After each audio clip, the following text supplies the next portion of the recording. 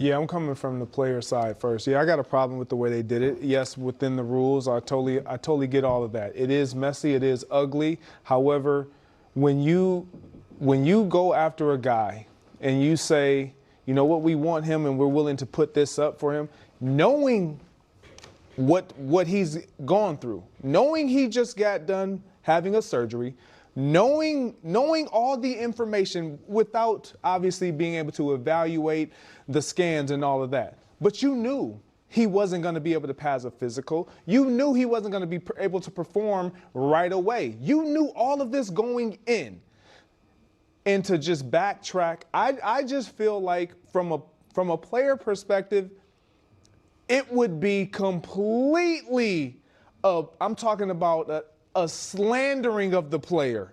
If a player was ever able to do something like this and be like, no, I actually don't want to go there. I'm going to fail this physical. And we're starting to speculate, oh, Maxx Crosby actually failed the physical intentionally because he just didn't want to go there. He wants to go somewhere else. We would view it completely differently. Now, I understand it's within the rules, but I truly believe that once they figured out, you know what? We lost Linderbaum. We lost Isaiah Likely. Like, we kind of need these picks. We can actually go and get this other guy for less and keep the picks. And he's going to be motivated. Yeah, let me see those scans again. Kind of, yeah. This doesn't look right, does it? Call back Dr. Danny. Yeah, it's like exactly. Bring Dr. Danny in the building. Yes, did they operate within the rules? I totally get that. It's just unfair. The player's mentality. He's put out a podcast thanking the Raider Nation, feeling guilty for not providing them with everything, completely shifting his whole posture, his whole mindset. Like his whole family is getting ready to, they're buying purple everything. Like this is just not cool. For him. Yeah, it doesn't sound like I would feel for the groom, but at the end of the day, that bride was like, I'm not sure. I love it. Obviously, none of us know exactly what happened. Only a very few number of people at this point do, and we'll see if we ever get to a place where there is consensus reporting on this. I would just be so much more willing to buy Baltimore's version of this if they didn't sign Trey Hendrickson. Like if they did it, if Trey Hendrickson was a Patriot or was a Bill or was a Cowboy and they had traded for Crosby and then they were about to announce the trade and they get him in the facility and they do the scan and the evaluation and they're like, oh my God, the meniscus is in worse shape than we thought. We have to bail from this deal. And they had no pivot, and they were just like, I guess we're going to just turn to the 14th pick in the draft to address. Greg Jennings recently delivered what I believe is the most accurate and unfiltered analysis of this entire situation. Every single point he made was completely on target, 100% correct in every regard. These are issues I have previously addressed in my own content, and honestly, I wanted to share this clip primarily because Greg, thus far, has provided the most candid and genuine perspective I have encountered across the sports media landscape.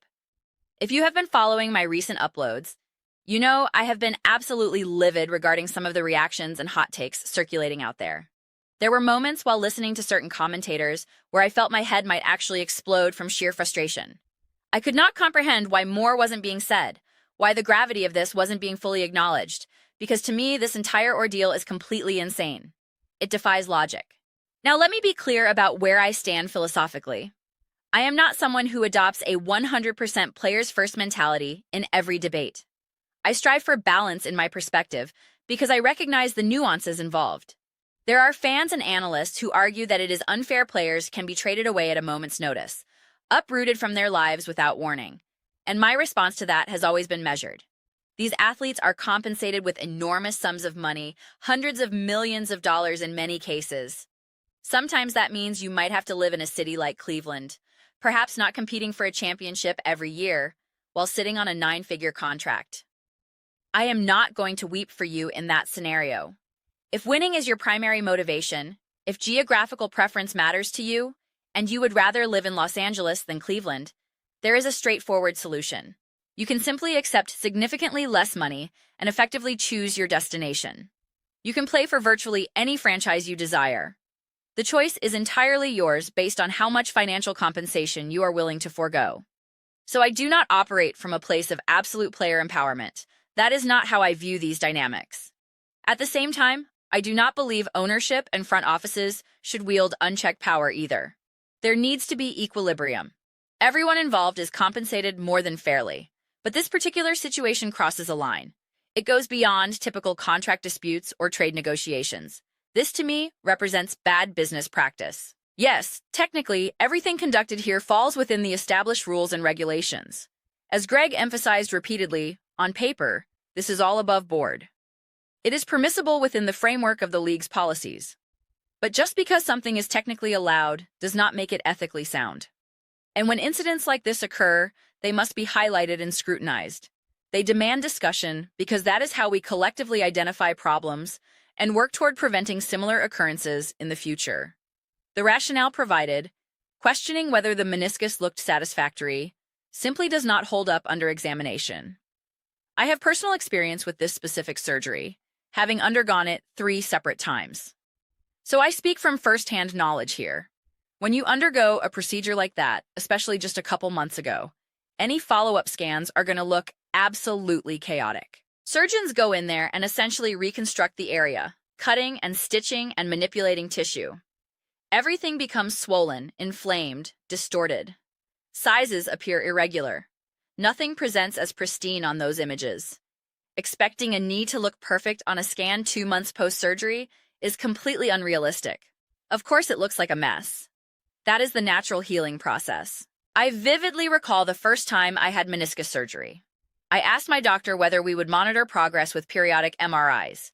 He essentially laughed off the suggestion. He explained that scans would be essentially unusable for quite some time, that they would appear messy indefinitely.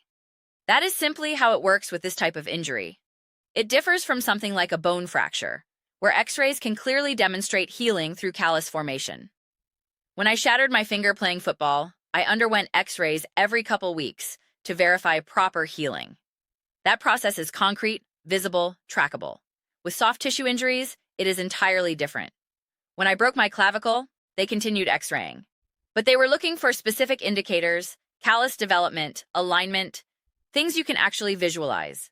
And even then, unless you opt for surgical intervention, it often heals in a way that looks crooked on imaging. I consulted with a world-class surgeon regarding my clavicle, and he told me plainly that my X-ray looked terrible. But he refused to operate simply to produce a prettier image. If the body is healing functionally, surgery for cosmetic purposes makes no sense. Ultimately, mine was not healing properly, which led to a different conversation, but the principle remains. So this entire notion that a team reviewed a scan and decided they did not like the appearance, that they saw something alarming enough to scuttle a trade, it lacks credibility. Even if during this process they discovered some underlying degenerative issue, we are talking about long-term concerns. I have discussed this extensively before, particularly when analyzing J.J. McCarthy and his meniscus situation.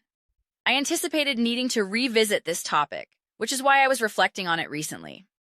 Here is the fundamental truth about meniscus injuries. Even in worst-case scenarios, even if the meniscus requires complete removal, even if significant scar tissue develops, your on-field performance capabilities remain largely intact.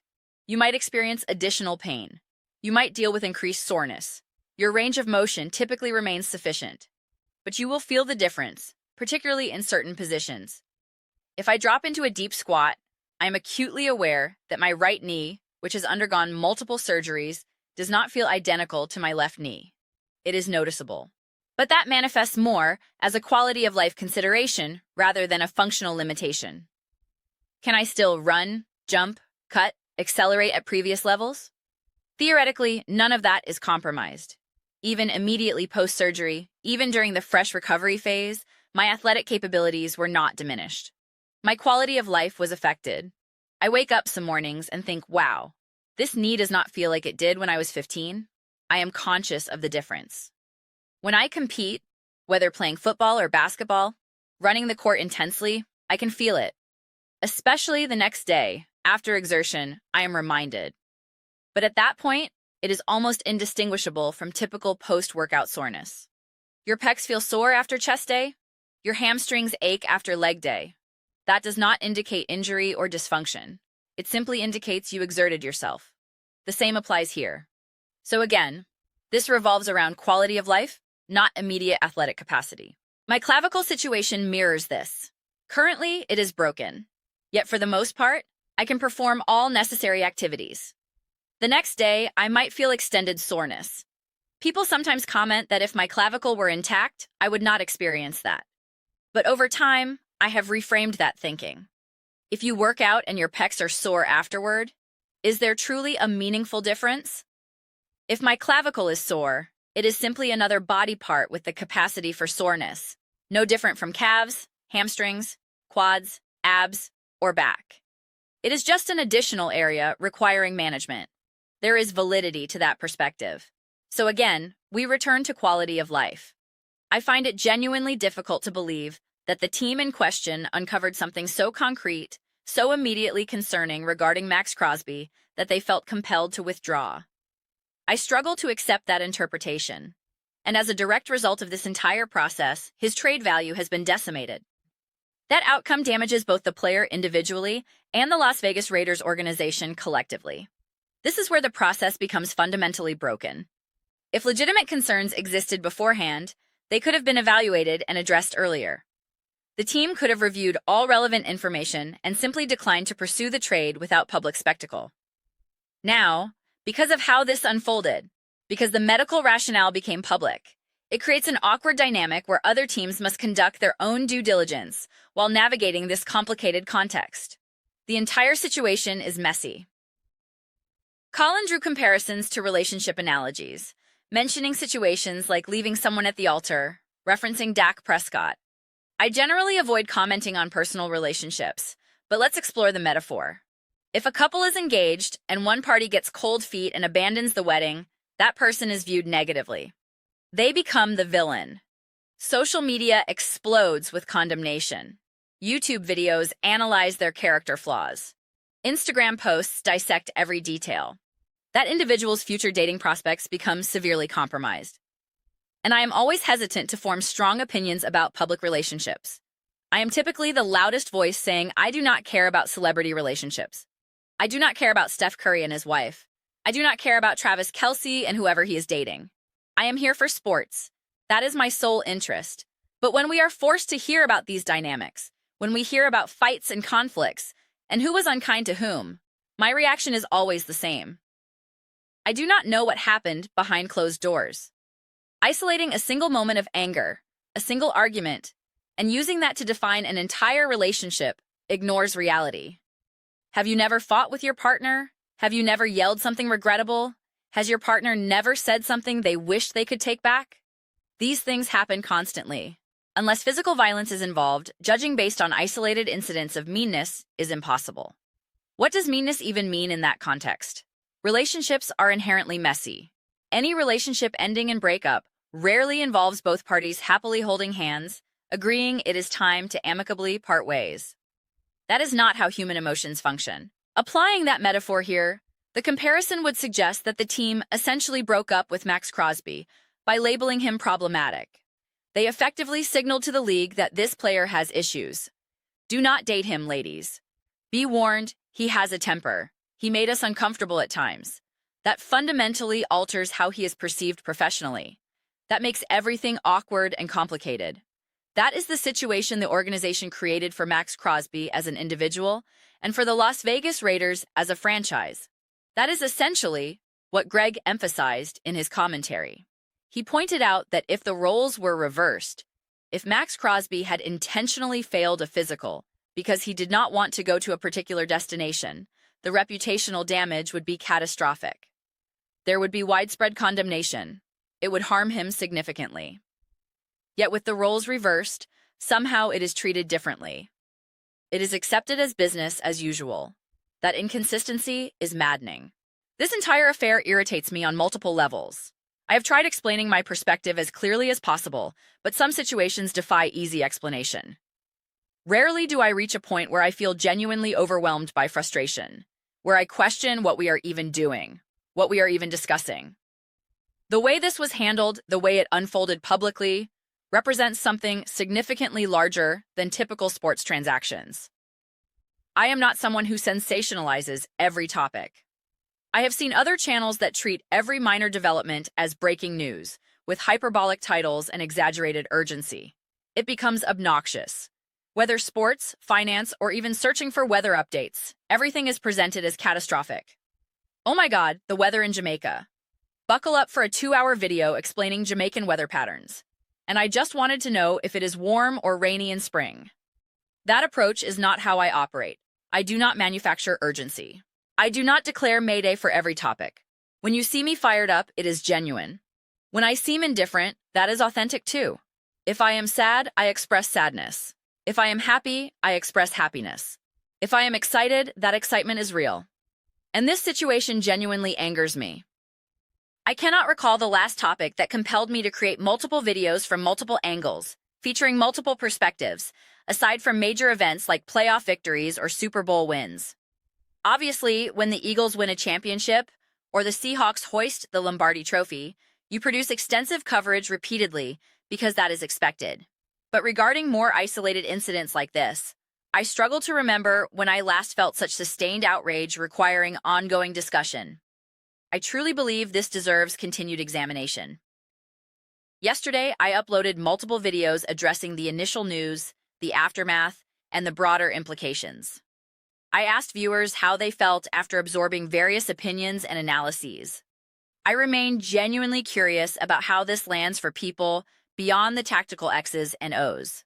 Obviously, there are strategic considerations regarding draft picks and roster construction. But beyond that, how do you experience a story like this? What is your emotional response? Maybe you strictly care about the football implications, which is completely valid. But I am curious about the human element. For me, this provokes anger and frustration. Greg approaches it from a player advocacy perspective, viewing it as fundamentally unfair. So I want to know how it resonates with you. This will likely be my final dedicated video on the Maxx Crosby trade situation involving the Ravens. I have another video prepared focusing on the Raiders' offseason moves more broadly, free agency acquisitions, positive developments, players like Nico Dean, etc. I actually recorded that video before this entire saga unfolded. I edited myself into the footage explaining that while the content predates recent events, I still believe it offers value and want to share it. Originally, I planned to post that today, but upon seeing this clip, I decided this conversation warranted priority. So the Raiders offseason video will probably go up Saturday or Sunday, slightly delayed by this disruption. But that is okay because I think this discussion matters. As always, I want to hear your thoughts. I read every single comment, whether you agree with me or disagree. Let's generate some meaningful discussion. Let's engage in debate if necessary. But ultimately, let's keep it enjoyable. Please consider subscribing if you haven't already. We are building something special here, a community where people feel genuinely connected. I want to create content we all feel invested in, something we are excited to be part of. I believe we are making significant progress toward that goal. Do not forget to like this video, as it genuinely improves visibility and algorithm performance. Thank you all so much for watching. I will see you in the next one.